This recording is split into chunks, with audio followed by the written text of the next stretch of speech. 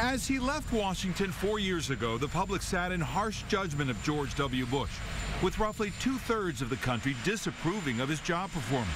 The scars ran deep over multiple wars, the terror debate, and a collapsed economy.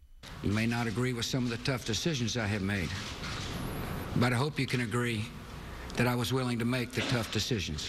Today, as his presidential library opens, visitors are left to grapple with his record, from tax cuts to his role in our economic slide. Mr. Bush has made up ground in the public's mind, and his record is viewed more charitably. Once he's out of politics, Americans begin to look at a president not as this live political figure, but as a figure in history. On immigration, his party has moved back his way. Many of Mr. Bush's post-9/11 controversial terror policies have been continued or accelerated under President Obama. And the Bush freedom agenda is viewed as, if not a cause, at least a precursor to the Arab awakening now roiling the Middle East. Judgment has not softened, however, over Iraq. A war of choice or necessity is the question that still lingers. Dry anthrax, a little bit. The faulty intelligence, the failure to find WMD were the backdrop to criticism that the president and his team underestimated the challenges all along. The United States and our allies have prevailed.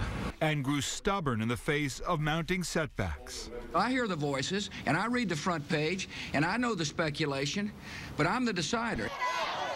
What grew into a reputation for incompetence stained the administration and the GOP brand after Hurricane Katrina. I think it reinforced damage that was taking place. I can hear you. The rest of the world hears you. After 9/11, the country was not attacked again while he was in office. And as the Boston bombings remind Americans of the terror threat, historians say Mr. Bush's wartime presidency will likely be viewed more favorably. A perfect example for George W. Bush is his father, George Herbert Walker Bush, who looks far better 20 years after leaving office. As time passes and passions cool, Mr. Bush has grown more popular. He's a grandfather now. He paints, and he has stayed out of the spotlight. He's told interviewers he's comfortable with both his life and his legacy.